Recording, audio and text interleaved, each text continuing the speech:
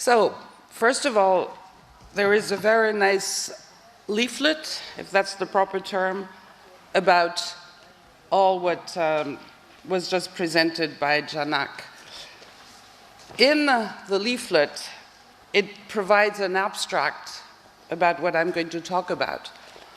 When I sent the abstract, it was long ago, so I'm still going to talk about risk and risk-taking, but not so much about the content that is described in it. I'm going to skip all the economic-related aspects. Not that I don't like them, but because I decided to do something different today, different from what I initially thought I would do. So, as it was mentioned, I am a social psychologist in France, as a French one.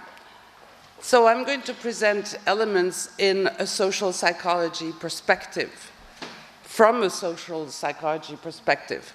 But it's also going to be thinking of how to apply what we find. And Janak mentioned that I will leave 5 minutes for discussion, but I think I will leave more because, as you will see, you will have to work.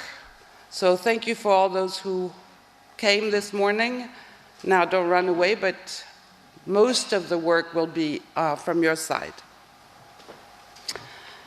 What else should I say? Nothing. I think that's fine. Should I go there? But towards you or towards there? Anywhere. Okay. So I'll start with a few definitions, very basic definitions about risk, because if I'm talking about risk, we need to be talking about more or less the same thing, or at least to know what I'm talking about. So risk, we know it's something which is negative, in principle, dangerous, but especially unknown. When we talk about risk, it implies that we don't know the outcomes.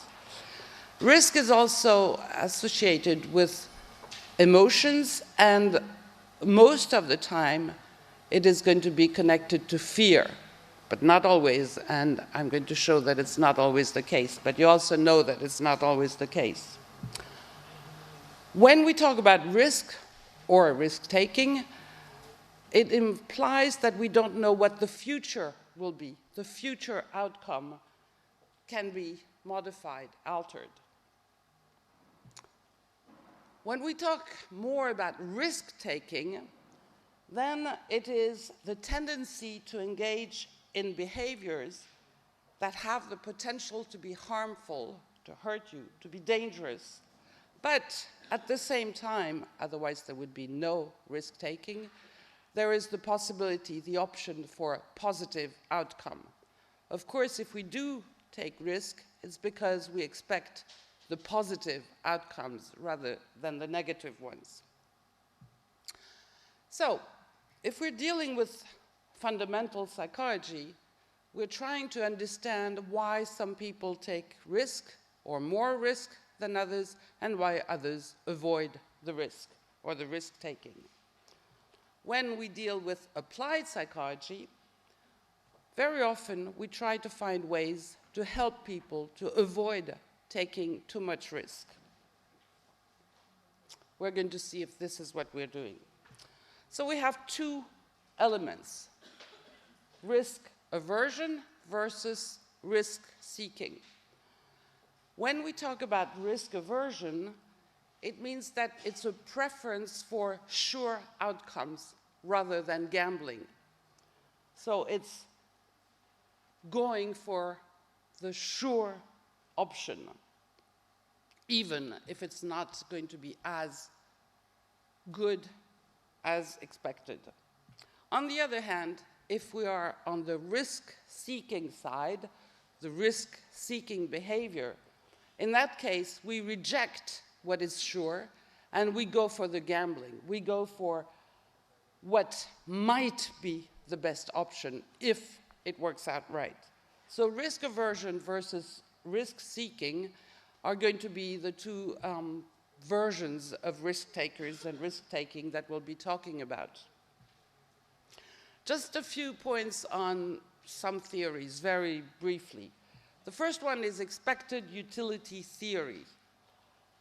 Expected utility theory presumes that decision makers, when we are going to take a risk, or when we are being a risk taker, we are making a decision. So we're taking a decision. So it presumes that decision makers will be sure of the result of their action. In other words, they can accurately weigh the probabilities, they can calculate the expected values, and therefore the decision making will be the best. It really assumes that we know the truth. We know exactly what is going to happen. We know the results. So it presumes, or it assumes, that people's subjective probability weighing is the same as the objective reality. But in reality, it's very often different. This is a classical example that I'm going to show. If we have a choice between solution A, you have 85% of chance to win 1,000 of whatever you want, implying that you have 15% chance of winning nothing, or the second option, B, to receive for sure 800. The question is, which option would you select, would you prefer, would you choose? The large majority prefers the sure option. So it's better, or it's chosen as a first choice, to have option B, 800 for sure, rather than 85% for a higher amount. If we now look at prospect theory, so I'm referring to Kahneman and Tversky, or Tversky and Kahneman, here we're dealing with the gain-loss asymmetry. I'm not sure I pronounced this word properly, but you understand it because it's on the slide. Here in prospect theory, the main idea that I want to present is that it's much worse to lose than it is good to win. I'll just show you on the next slide the S-shaped probability weight value, which I know you know and you have seen, but just so that we know what we're talking about. On this, I'm not sure I know where it is. Yes, no, yes. This is the winning part, so it's a regular curve, but the losing part goes much deeper, much faster, showing that it is much more negative when you lose than it is positive when you win, whether it's earning, and often we do it with money, or at least often I do it with money. So we have the difference between the real positive and real negative compared to the positive psychological utility versus the negative psychological utility. So here for today, I'm just going to present two studies related to risk and risk-taking. As you can guess from the drawings, one will be connected to gambling. So risk-taking in gambling, there are different studies related to that, quite a few, but I have selected one for today. And the second study that I will present is risk-taking in a dangerous job. And we're going to talk about that and see what happens in those cases. So for the first study, dealing with gambling, here the theory that we are using as a starting point is the social facilitation theory, which implies that the context in which you're going to take a risk is going to affect very much the amount of risk that you're ready to take. So if you are surrounded by an audience, by people, you don't take the same kind of risk as if you're not. Of course, this will depend on the context, not just the context of the audience, but here we will use the context of gambling, implying that if there is no audience, the situation might be quite different, and this is what we're going to show. So the hypothesis that I'm going to present to you today, of course it's just a small part of a large study, is connected to the presence of the audience versus the absence of an audience. So the hypothesis states that in the presence of an audience, the most accepted response, which is called the dominant response, will be chosen. In other words, take less risk when you have an audience than when you don't have an audience. So less risk with an audience, more risk without an audience. So the same prospect theory here related to risk averse versus risk taking. And we remember that in a social context with an audience, we should take less risk, therefore be more risk averse than risk taking. And the opposite is true for in the situation in the absence of a context. So the roulette game is the game that we have used for this study. Game which is quite well known. It appears nicer on the screen below than on this one, but you know what I'm talking about. And if the participants were not sure, in the center of the circle, we had all the probabilities that they would win or lose according to what they were playing. So it's quite clear, and they see it on the screen all the time. It's going to be a roulette game played on a computer. So we had a little more than 100 participants for this. 49 of them were a man, 24 years old as a mean age, so young students like many of you. And we had 3 conditions. The first condition, the participant would be just facing the computer, but alone facing the computer, no one else in the room. So he or she could do whatever he or she wanted to, and we would just see the outcome. Second condition, it's still alone facing the computer, but the experimenter is in the room, about 1 meter behind he or she. So he or she is being observed while playing. The third option, it's a tricky one, we used a camera in that same room. So we had the experimenter watching and present, physically present, but we also asked if the person, the participant, would accept to be filmed during the game. And the explanation was that we needed to be able to film because then we could use this film to show to a crowd. It was for a lecture.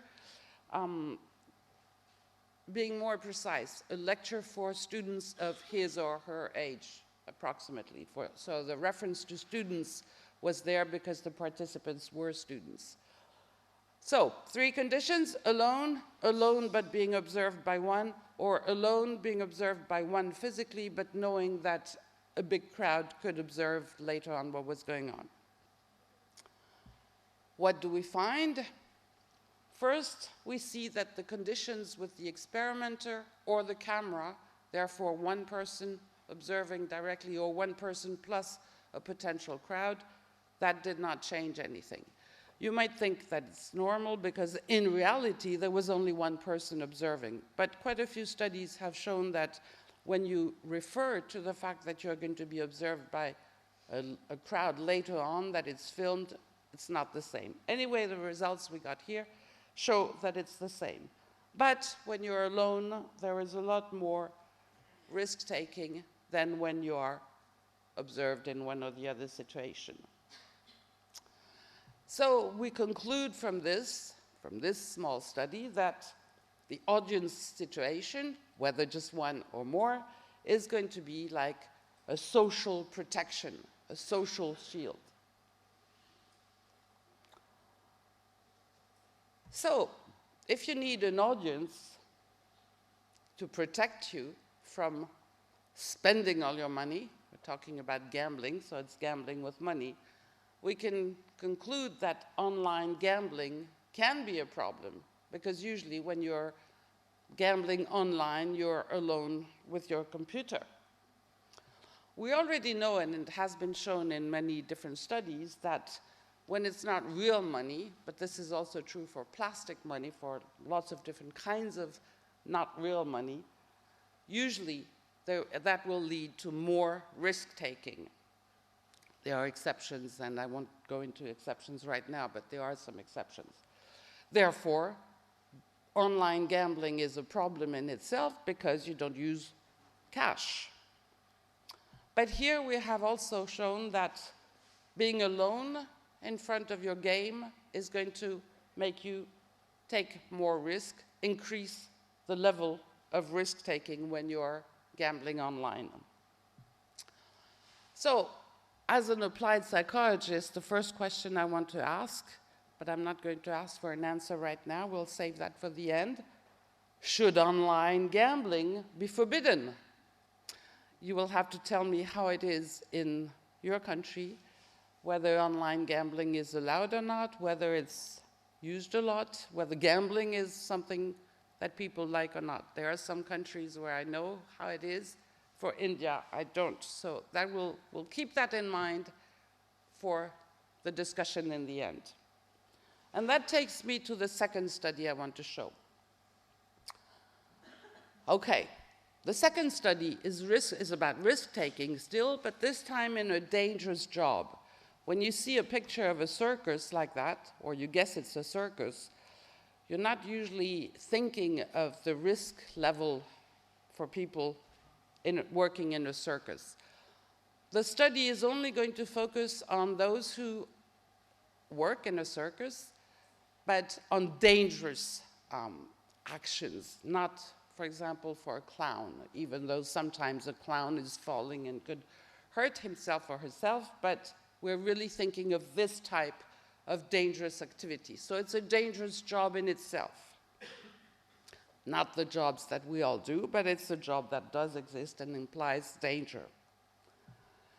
The two theories that we're using here, one is the sensation seeking, so Zuckerman, which implies that high sensation seeking is going to be associated with a variety of high risk activities.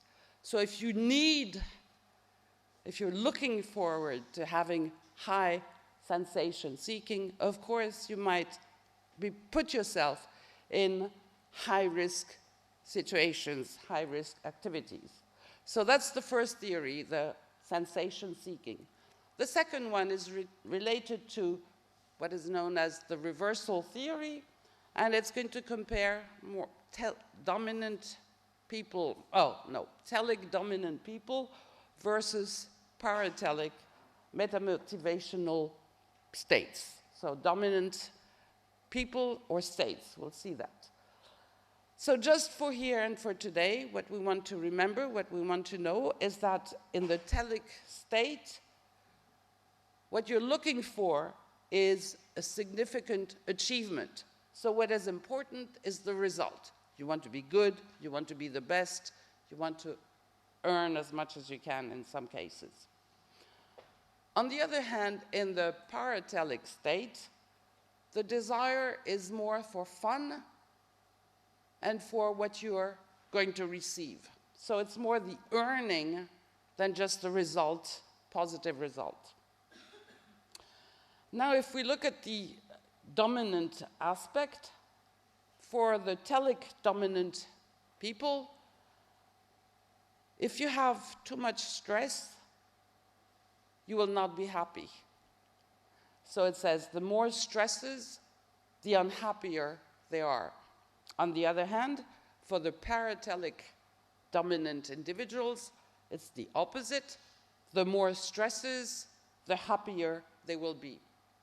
So we have those personality types that can influence the amount of risk that one is going to take.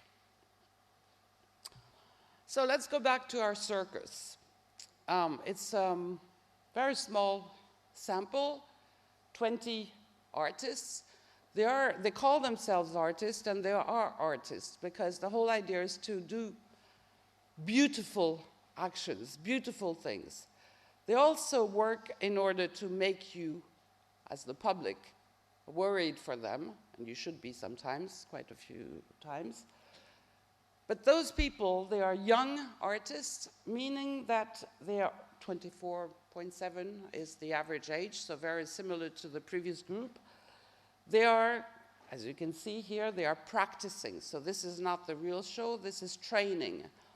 And those young artists have been training for a long time in their young lives, and we are going to study what they do during training and whether it's different when it's the final show.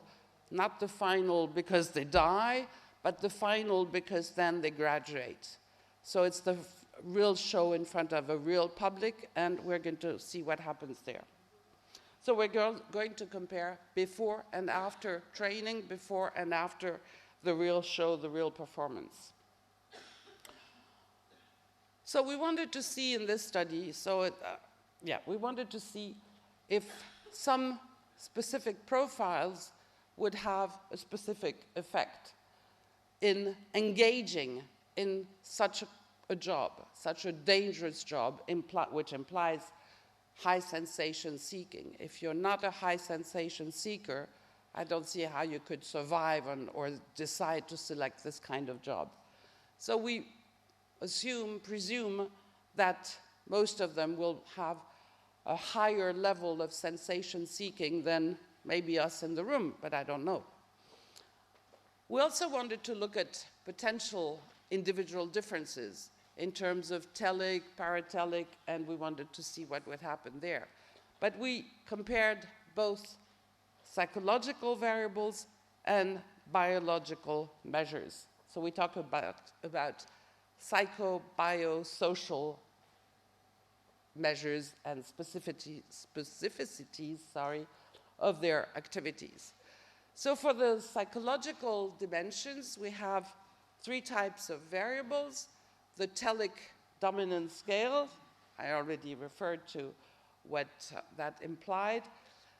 The main thing here that we can remember is that for those who are in the paratelic state, they will tend to be bored if they don't have enough stimulation. So they will look for the stimulation in order to be excited, to be happy, and so on. We also use the sensation seeking scale, the classical one, and the Cohen perceived stress score, because we want to compare the level of stress in different conditions and for different participants. What do we get in terms of those psychological measures? The main idea is that even though some come out with a very high level of paratelic, the others have a high level of paratelic. So overall, those 20 participants are all high or very high on the paratelic dimension. So they need to do some exciting risk-taking, otherwise they would be bored in life. The second measure shows that they are either high or very high on the sensation-seeking measures. So there again, they are looking for excitement, and they need high or very high sensations. Last but not least, in terms of the perception of risk, they have a low or very low, they have a low level of perceived stress for most of them, but here we have very small samples, so I should not talk about percentages, but for 13 out of the 20, it's a low perceived stress. And we have 7 out of those 20 who have quite a high level of perceived stress. So they are aware of the stress in a different way. One small point that I have in the bottom of the slide, I did not insist on that, but we have both men and women, or boys and girls. I don't know how long you're a boy and when you become a man. no differences between the two. Why is it interesting to note that? It's for psychology, we usually compare men and women. We usually don't worry about having studies with men and women. But for the next part of the study, the biological measures, usually women are not tested. So I just say mention that for the psychological dimensions, there are no differences between the results from men and women. Now we go to the second part of that second study, the measures of the biological variables. Here we're talking about saliva. So you see the little pictures. They have something in the tubes that they have to chew on for 1 minute. 1 minute is not so short, but not so long.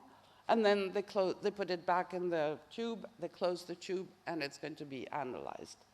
So this is how we take the samples of saliva. And the saliva is going to allow us to measure the level of cortisol. So it's going to allow us to have a cortisol evaluation, knowing that the higher the level of cortisol will be, the more stress it shows. And of course, the lower the level of cortisol, the lower the level of stress is.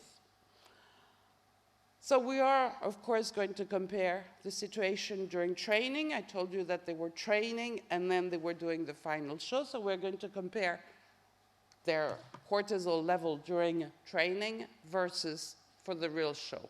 Of course, we don't really know what to expect, but for all of you who have been taking tests, final exam, you might be more nervous for the final exam, especially here when you have to be much better. Oh, thank you, I have water and I don't even use it. You're talking about saliva, I need a little bit. Thank you very much. So now I lost my sentence, but it's okay. No, I just want to say one more thing. No, it's okay. So here I'm showing the results in terms of the level of cortisol for the measures of the final show. So I'm starting with the final element or event. As you can see from on the bottom of the slide, we have the saliva measure 3 times in a row for each of the measures we want. So one is 20 minutes before they are going to go on scene. So 20 minutes before they're going to act. They chew, 1 minute, we close, and it's going to be T1, time 1. The second one is immediately as they come out of the scene, immediately when it's finished. They have done their show, and now we are measuring. And the third one, the third time, the third measure is 20 minutes after they have finished their show. So what do we see on this slide? We see that they are not so stressed 20 minutes before. Usually when you have a presentation, for example, you're quite stressed just before. They are more stressed immediately after and a little more 20 minutes after. If I think of myself, once the presentation is over, I can be completely relaxed because if I failed, too bad. It's done. I cannot do anything. So I will go, I'm not going to say, but I might go for a cigarette, and I would not feel stressed afterwards. But here, it's not exactly the same. We'll come back to that result in a second. How am I doing? Yeah, that's fine. Second, you remember that the lower the level of stress is, the lower the level of cortisol will be. The second part that I'm showing on this graph is the same 3 measures, 20 minutes before the training, just after finishing the training, and 20 minutes after finishing. So in that context, the results, the level of cortisol is not exactly similar. It could be just the same because they're practicing for the final show. So the level of stress could be more or less the same. In that situation, they have a higher level of stress 20 minutes before starting and then it goes very low. Okay, so we see a difference. Let's see what happens. We also had a third series of measures on a day when they were not training, and it was not the day of the show. So we called it a rest day. Let's say that a Sunday is a rest day. So what happens on the rest day? Oops. So the third part of the graph is the day off. The three measures were taken at slightly different times, and this is important to note because the level of cortisol can change, also does change during the day. So the first measure, this one, is at 8 o'clock if they were waking up at 8. It's later if they were waking up later on that day. But it's just when they wake up before they even stand up and start their lives. So it's still in bed at wake-up time. And you note that here it is higher than what we have, for example, on the training day or for what we have just 20 minutes before the show. This is easy to understand or to explain because we have a higher level of cortisol early in the morning than we have during the rest of the day when we're active. So let's say that this first measure shows that it's working right. Oops, I lost it. This measure, which is almost as high as what we had when they were doing the show, is much more surprising. I'll come back to it in a second. And 20 minutes after that measure, or the third measure, let's say, very relaxed, nothing to do, or very relaxed, let's say. So we needed, and that's also where psychology is very useful combined to biological measures. We needed to have interviews after those measures. We needed to know and to understand better what were they doing during that day off. What were their activities? Were they just sleeping all day? Were they watching a movie? Were they with friends? What were they doing? So we had some interviews to understand what they were doing. And especially we wanted to understand why the level of cortisol was much higher, or was very high, on a supposed relaxing day. In fact, because those people are quite high sensation seekers, and they like the excitement of risk-taking, and they are bored if they do not have risk, what do you think they were doing on their relaxing days? Well, they were doing very stressful, for normal people, activities. They were, for example, jumping from a bridge with elastic, if you call it like that. So they were doing things which were not relaxing for most of us, I guess, but for them, they were excited. So relaxing day was looking for excitement. And once we know that, we understand why they have a high level of cortisol as they are doing those jumping from a plane or whatever. So this is where it's very interesting to combine the physical measures with the psychological measures that we have seen just before, and also with more qualitative information, qualitative data, thanks to interviews and understanding better what they're doing. Of course, in the interviews, we had many other points, but this is the only one that I want to show for now, because I want to save time, remember, for you to discuss. So, as a conclusion, in a way, of this second study, we know that they have a high paratelic dominance, they are high sensation seekers, they have a low score of stress perception before training and before the show, so they're not worried before. No significant effect of gender. Oh, I should explain that. I mentioned the fact that with the biological measure of the cortisol level, usually studies don't use women because it's much more complicated because of the hormonal cycle to check that it's working right at the right time, but this was all taken care of and it was well done. So we could do it for men and women, and there were also no significant differences between men and women in the biological measures. We know that the cortisol level will differ significantly between the training, the show, and the rest according to the times also before, just after, or later on. We know that it's higher before the show than it is after. No, the other way around, sorry. We know that it is lower before the show than it is after, which is something different. And we know mainly that they were not stressed before the final exam. So my question, just like for the previous study, the bottom line is, should this kind of work be forbidden? Because it's dangerous and they like it and they do as much as they can, as dangerous as they can. Let's think about that.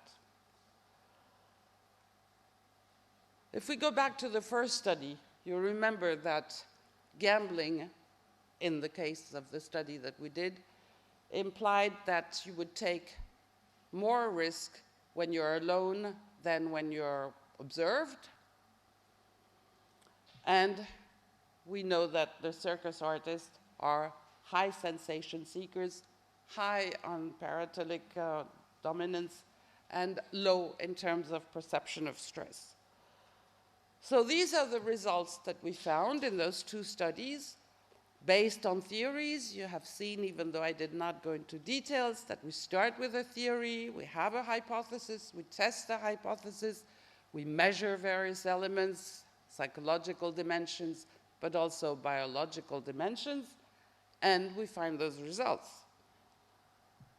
So now if we look at the applied psychology dimension, that's where you will need to start working because I don't have all the solutions. Should we do anything for those people? Should we do anything for the gamblers?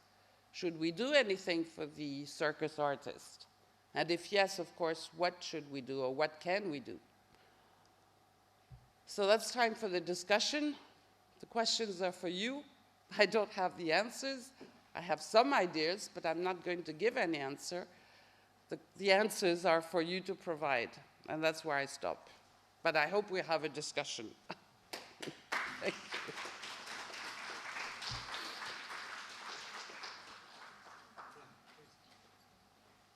you. Maybe I stay here if I need to go back to a slide? Thanks.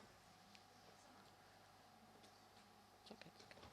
If any question from the audience, I think couple of questions will be entertained.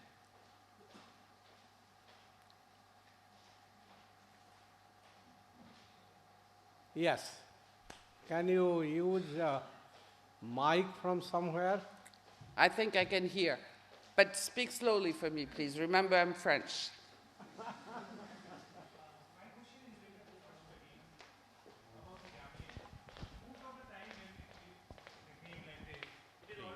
Right? But that actually increase our risk kind of thing because they are also playing. They are also taking a risk, and like what the risk behavior says, that when others are taking risk, our risk become more and more because we want to beat them. Because there is self-esteem is also on stake, and we have to face ourselves that we can do more than you. So I don't know about the online thing. I never played this thing, but yeah, offline I have done the gambling thing, and I know this is a kind of the situation when the other players are also there. They are not just watching. They are also playing with you. They can increase your risk level to the very high level. So how it is different from the online? Because that the others are playing that either you should stop both things. The gambling is bad for every situation, not the online but also the offline thing. Or I don't know why the online thing is more kind of thing, because you are just taking the audience. Most of the times we don't get the audience in the real situation. They are also playing with us. correct me if I'm wrong. You mentioned that it's going to be the comparison, that there is also a different situation when it's not online, but when it's real life. Did you mention that, or did I invent it? Yeah. It's true that here I'm just showing one small study when it is online and you are alone versus an audience. It is absolutely true that if you're gambling in public, this time I'm talking about a casino or at home with friends or whatever, then you have that the audience is acting in a very different way. If they're winning better, playing better or winning more, you will want to play more and more and more.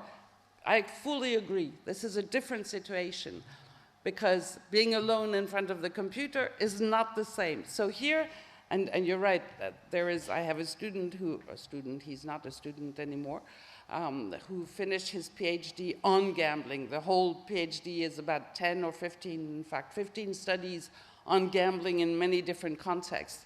And of course, you're right, it does change a lot. But here I just took this aspect because also, and I don't know how it is in your country, but in France it was, or it is, quite recent that we are allowed to play online for gambling money, whether it's this kind of game or lots of other kinds, including horses, betting on horses, running, and so on. So it was also to test the effect, the specific effect of gambling online, being alone online, which is the usual case. But you're right, there are different situations when you gamble in a different situation. I did not mention it, but it was referred to during the keynote presentation yesterday. He's a sociologist and I'm a social psychologist, but there are many similarities. And in social psychology, the context is extremely important. If you do not take the context into account, you're lost. So here the context was clearly gambling online, alone, or with various types of observers, which is not, the results are not to be generalized to any kind of gambling. I hope that answers part of it. It's not particularly a question, but maybe something that we can think about as a group, that you mentioned that as social psychologists, for us, context becomes crucial. So in your second part of the study, when you're talking about dangerous jobs, the nature of choice in taking up that job, I think, plays a crucial role in the question that you're asking. In my country, there are manual scavengers who would go down the sewer line and probably knowing they might, that would hurt their health, or they might have an accident or not come up actually that by the end of that day. But they're doing it because they don't have any other choice of earning any money. So when we are asking questions like, should we do anything, or if yes, then what can we do? Then given in your study, there are young people, hopefully educated people, who are making an educated choice of a career, which is in line with the personality that they are with, right? You call them paratelic. Because in the free time also, they are making the same choice of jumping off a bridge or jumping off a plane. It will be very interesting to do the same study in a country like India, where the concept of dangerous job is very complicated. And why you take up those jobs have a way more sociological and cultural meaning to it than just an educated choice. Thank you.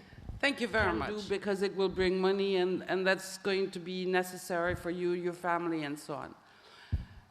Of course, for those people, just like for the ones you're referring to, we can still make sure that it will not be as dangerous as it is. And this is where maybe applied psychology can be involved, in building with them protection situations or protection elements or protective elements. And I insist on the fact that it should be done with them, because if it's going to take more time and therefore you won't have as much in return, because you will not be, well, you will have to spend time protecting yourself, or you will have to spend time not doing as dangerous things as you might do. I think we need to work on those elements with them. If I go to the circus actors or young artists, they really perceive themselves as artists, which is another dimension. It's a job, they're going to earn their living with that, thanks to that, but it's also being an artist. So it's a second layer of danger in a way. We need to find solutions to protect themselves which will not show during the show. So if you have a big net under them, which happens sometimes, it doesn't necessarily look as good. So there are elements that we might think of as normal or as reasonable, but for them it won't work. So the whole idea is to find what is going to be good for them. If I take another kind of dangerous job that I'm sure we have in many parts or all the parts of the world, the people who work on roofs, either because they are building a roof or because they're fixing a roof or a chimney or different things. So high altitude. We have seen in another study that very often those people, they don't necessarily choose their work. They do it because that's what is available.